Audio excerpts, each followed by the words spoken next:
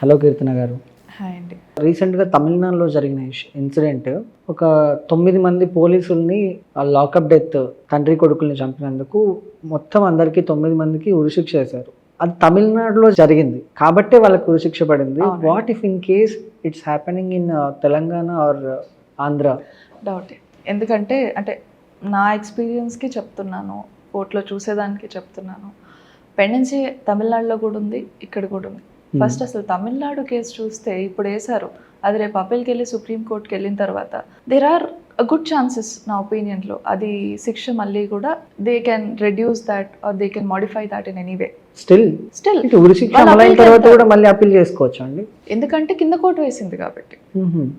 So అది మళ్ళీ వీళ్ళు సుప్రీంకోర్టుకి వెళ్ళి మాడిఫై అయ్యే ఛాన్సెస్ ఉన్నాయి. బికాజ్ ఉరిశిక్షకి అగేన్స్ట్గా చాలామంది ఉన్నారు ఇండియాలో, అండ్ చాలామంది జడ్జెస్ కూడా దానికి అగేన్స్ట్గా ఉంటారు, ఒపీనియన్స్ వాళ్ళవి. సరే వాట్ ఎవర్, ఇప్పుడు దానికే పరిస్థితి అలా ఉంది, అంత చేస్తే ఆ జడ్జ్. అలాంటిది ఇంకా ఏపీ హైకోర్టులో, తెలంగాణ హైకోర్టులో వన్స్ ఆ కేసు వస్తే రియాలిటీ ఏంటనేది చూడాలి. కానీ ఇన్ మై ఒపీనియన్ అక్కడ దాకా రాకపోవచ్చు. కోర్టు దాకా కూడా రాదా అండి? వస్తుంది, వచ్చినా కూడా ఉరిశిక్ష వేసేదాకా రాకపోవచ్చు. అంటే ఏం జరుగుతుంది? పొలిటికల్ ఇన్ఫ్లుయెన్స్ ఉంటుందా? బికాజ్ ఉరిశిక్ష అనేది రేరెస్ట్ ఆఫ్ ద రేర్ కేసెస్లో వేయాలి అనేది మన లీగల్ పొజిషన్. అక్కడ జడ్జ్ స్ట్రిక్ట్గా ఉన్నారు కాబట్టి జరిగింది. నేను చూసే కేసెస్లో ఉరిశిక్షని అంత క్విక్గా వేసి అంత జడ్జెస్ అయితే లేరు. అంటే it is not wrong on their part, but they are following the law. అంటే కొన్ని కేసెస్లో పోలీసులు ఎవరు తెలియని వ్యక్తులు వెళ్తే పోలీస్ స్టేషన్కి వెళ్ళినప్పుడు పాపం వాడికి ఏం తెలియదు, పోలీస్ స్టేషన్కి వెళ్తాడు, వాడికి అసలు వాళ్ళు ఎఫ్ఐఆర్ చేస్తున్నారా లేదా కూడా తెలియదు, మళ్ళీ ఆ ఎఫ్ఐఆర్ కాపీ మనం తీసుకోవాలని వాడికి తెలియదు. వీళ్ళు ఏం చేస్తూ ఉంటారంటే రివర్స్లో బాధితుల మీద ఎక్కువ తిట్టడం కానీ, వాళ్ళని కొట్టడం, వాళ్ళని ఇబ్బంది పెడుతూ ఉంటారు. ఇఫ్ ఇన్ కేస్ అవతల పార్టీ వాళ్ళు ఎవరైనా డబ్బున్న వాళ్ళు అయితే వీళ్ళని ఎక్కువ ఇబ్బంది పెట్టి రివర్స్లో వీళ్ళ మీద కేసెస్ పెడుతూ ఉంటారు. అలాంటి కేసు ఏమైనా మీరు ఫేస్ చేశారా అండి? ఖచ్చితంగా చాలా చూస్తూ ఉంటాం కదా. ఇప్పుడు చిన్న చిన్న ఫ్యామిలీ ఇష్యూస్లో కూడా పిలిచి, ఏంటి నీ భార్యను కాపురానికి తీసుకెళ్తావా లేదా, లేకపోతే నీ మీద కేసు పెట్టమంటావా, ఇది చిన్న ఇష్యూస్లోనే ఈ లెవెల్లో ఉందంటే పెద్ద ఇష్యూస్లో మీరు ఇమాజిన్ చేసుకోండి. కాబట్టి నేను ఎప్పుడైనా సరే ఐ హైలీ రికమెండెడ్, ఎప్పుడు పోలీస్ స్టేషన్కి వెళ్ళినా మీతో లాయర్ని ఉంచుకొని వెళ్ళండి. ఒక్కరు అస్సలు వెళ్ళొద్దు. కన్సిడరింగ్ ఇప్పుడు ఎంత కరప్షన్ ఉంది, ఎంత సిస్టంలో మనకి డెఫిషియన్సీస్ ఉన్నాయి కన్సిడర్ చేసే చెప్తున్నాను. Never go to police station without a lawyer. Okay, లాయర్తో పోలీస్ స్టేషన్కి వెళ్ళాలి. బట్ చిన్న డౌట్ ఏంటంటే లాయర్కి ఎక్కువ పవర్ ఉంటుందా, పోలీస్కి ఎక్కువ పవర్ ఉంటుందా అంటే? ఇప్పుడు దీంట్లో ఇది కంపేర్ చేసే ఒక ఏమంటాం విషయం కూడా కాదు. ఎందుకంటే పోలీసులకి సర్టన్, ఇప్పుడు కొంతమందిని ఒక కేసు తీసుకొని ఇన్వెస్టిగేట్ చేసి ఎవరైనా అరెస్ట్ చేయడం, ఎక్కడైనా సర్చ్ చేయడం, సీజ్ చేయడం, ఇవన్నీ చేసిన తర్వాత అక్కడ వాళ్ళ మీద ఇన్వెస్టిగేట్ చేసి కోర్టులో ప్రొడ్యూస్ చేయడం, ఇక్కడ వరకు ఉంటుంది వీళ్ళ జాబ్. ఇకపోతే లాయర్స్ దగ్గరకు వచ్చేస్తే వాళ్ళకి ఈ సెర్చ్ చేసి సీజ్ చేసి ఇంత పవర్ లేకపోయినా దానికి అప్లై చేసి వాళ్ళతో చేయించే ఒక పవర్ ఉంటుంది. వాళ్ళు ఏదైనా మిస్యూజ్ చేస్తే లాస్ని, ఆర్ ఎక్కడైనా వాళ్ళ పవర్ని తప్పుగా ఎవరినైనా బాధ పెట్టడానికి వాడితే వాళ్ళకి పనిష్మెంట్ ఇప్పించేంత పవర్ లాయర్స్కి, కోర్ట్స్కి ఉంటుంది. ఎందుకంటే ఇప్పుడు పోలీసులు లాయర్స్ని ఏం చేయలేరు కదా. Okay, as per their power, అంటే ప్రొఫెషన్లో ఉంటూ వీళ్ళు ఏదైనా చేస్తున్నా కూడా. కానీ అంటే there nothing wrong about it, ఎవరి డ్యూటీ వాళ్ళది. వీళ్ళు లేకుండా కూడా జస్టిస్ అనేది రాదు సిస్టంలో. చాలా రెస్పెక్ట్ ఉంది వాళ్ళ మీద.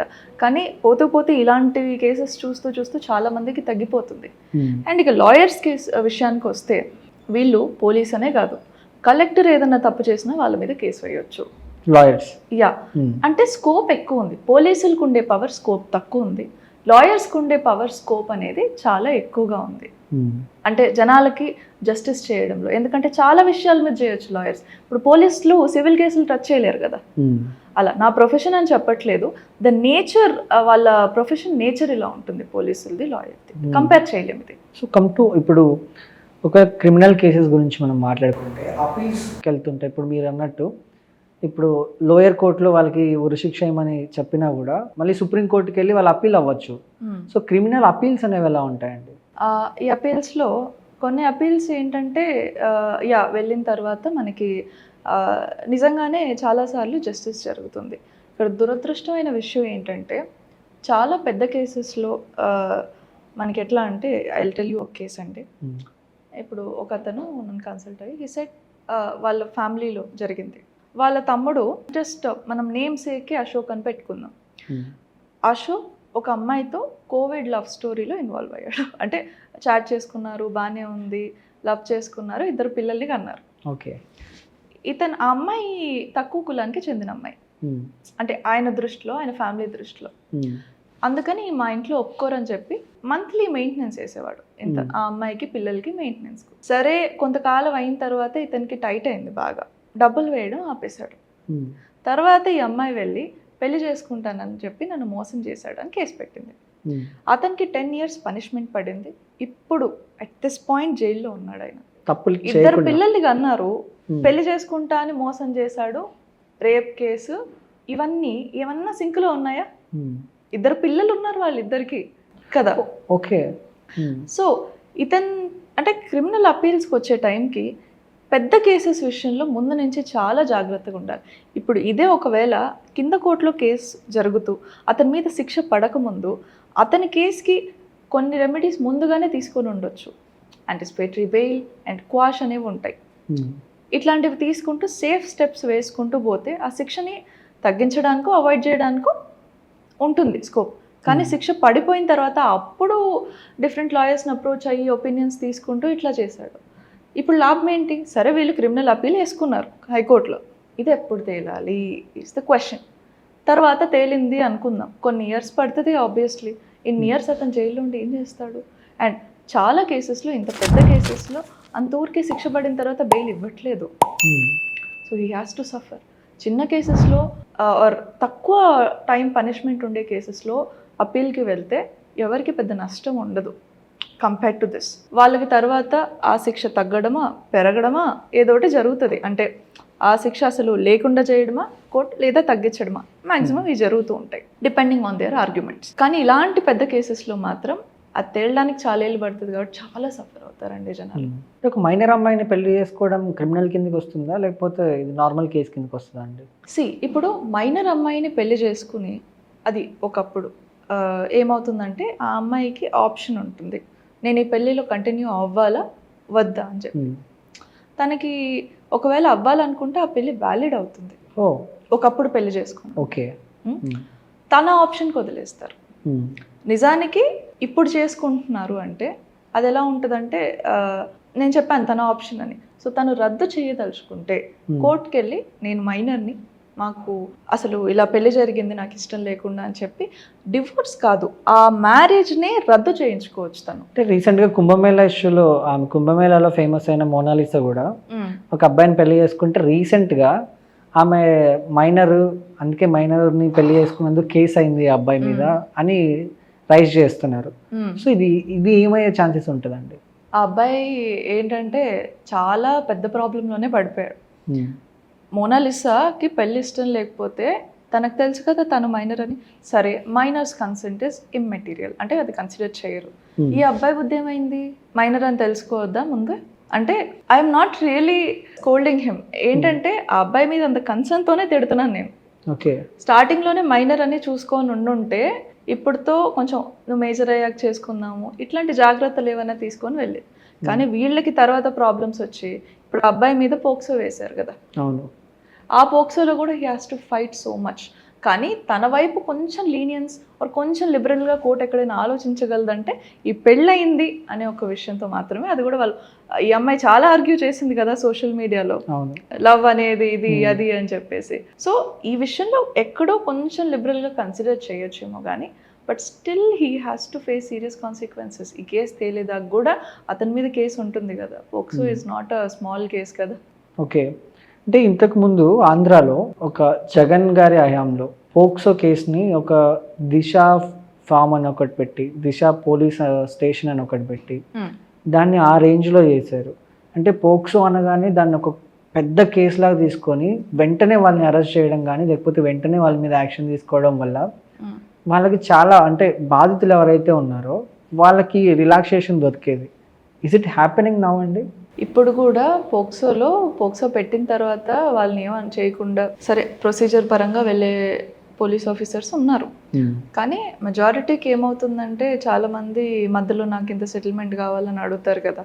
ఈ కేసెస్లో ఏంటి, అరెస్ట్ చేయించిన, నాకు ఇన్ఫ్లుయెన్స్ ఉంది, ఇట్లాంటి ఒక కేసెస్ ఎక్కువ అవుతున్నాయి.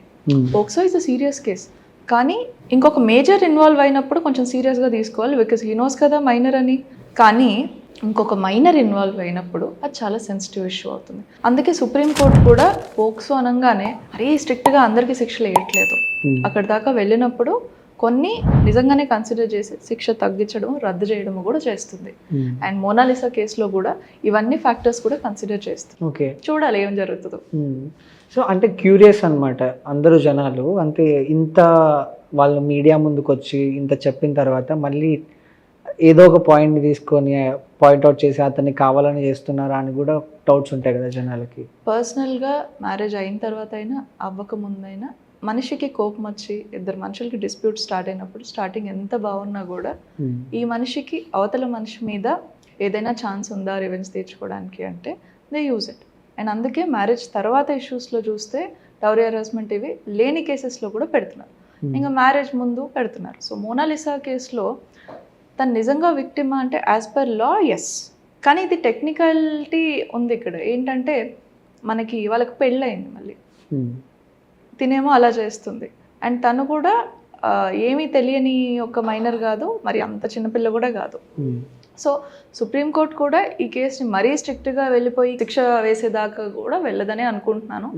స్టిల్ దేర్ ఆర్ ఛాన్సెస్, కానీ ఈ అబ్బాయి కూడా తను తీసుకునే స్టాండ్స్ అనేవి గట్టిగా తీసుకుని ఆర్గ్యూ చేస్తే దేర్ ఆర్ గుడ్ ఛాన్సెస్. ఏంటంటే తనకు కూడా కొంచెం లిబరల్గా కోర్టు తన వైపు కన్సిడర్ చేసేలాగా తను ఆర్గ్యూ చేసుకోవచ్చు. Okay, so coming to civil కేసెస్లో మ్యాక్సిమం పోలీసులకి రైట్స్ ఉండవు, వాళ్ళు దాన్ని సాల్వ్ చేయడానికి ఉండదు అంటారు. బట్ కొన్ని చోట్ల పోలీసుల ఇన్వాల్వ్మెంట్ కూడా ఉంటుంది.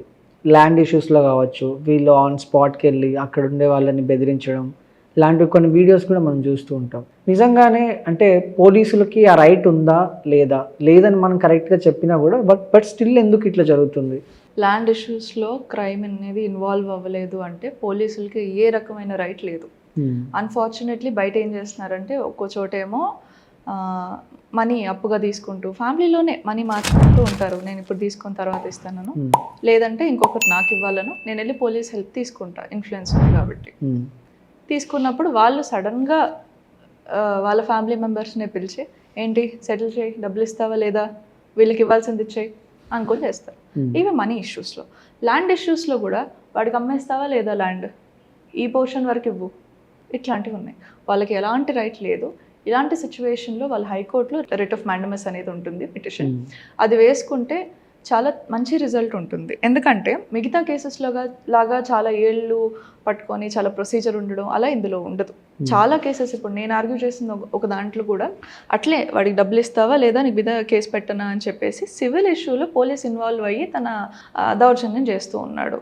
అండ్ అతను హార్ట్ పేషెంట్ని పోలీస్ స్టేషన్కి ఫ్యామిలీతో పిలిచి నీ సిస్టర్కి డబ్బులు ఇస్తావా లేదా అని చెప్పి పోలీసులు బెదిరిస్తున్నారు. అండ్ దెన్ మనం ఇట్లా హైకోర్టులో వేసిన తర్వాత అక్కడ జడ్జ్ కూడా చాలా మంచివారు. అండ్ దెన్ మనకు సర్కమ్స్టాన్సెస్ అన్ని బాగా వచ్చాయి, నేను గట్టిగా చేశాను. 1 డేలోనే ఆర్డర్ ఇచ్చింది. 1 డేలోనే ఆర్డర్ ఇచ్చింది. కేసు వేసిన తర్వాత బెంచ్ మీదకి వచ్చాక 1 డే.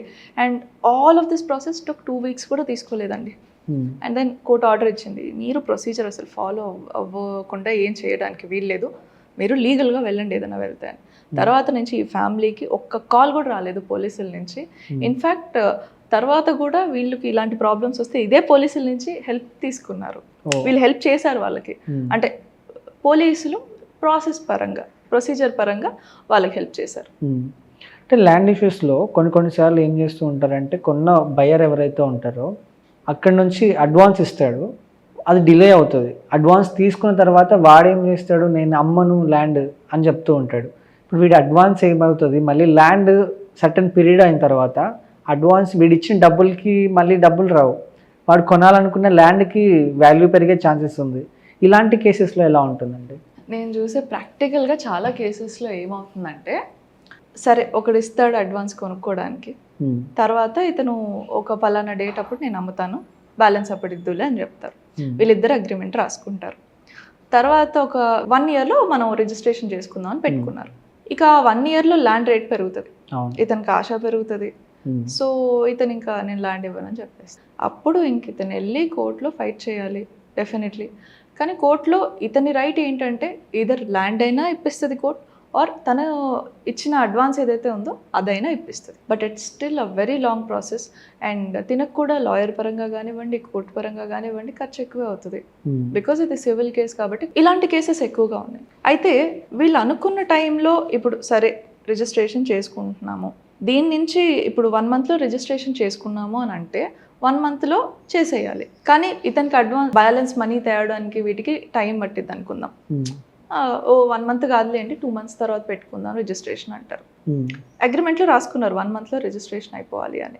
అయితే తిరుగుతున్నాడు ఇతని చుట్టూ, కానీ ల్యాండ్ ఇవ్వట్లేదు, అడ్వాన్స్ ఇవ్వట్లేదు.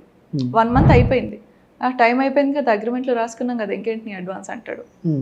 ఇతనికి కేసు వేయడానికి 3 ఏళ్ళు టైం ఉంటుంది.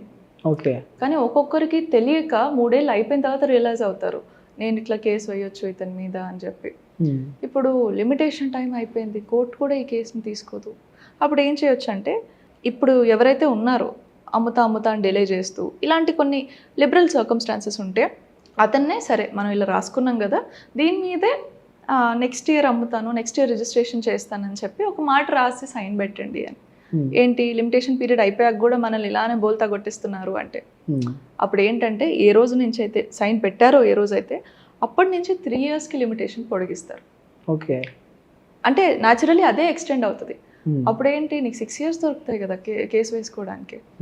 ఇలాంటి కొన్ని గుడ్ టిప్స్ ఉన్నాయి, స్ట్రాటజీస్ ఉన్నాయి, ఏం చేయొచ్చు అలాంటి సిచ్యువేషన్లో అని కూడా. బట్ ఇదే అన్నిట్లో ఫాలో అవ్వడానికి లేదు, ఆ కేస్ ఫ్యాక్ట్స్కి తగ్గట్టు స్ట్రాటజీ ఉంటుంది. ఓకే.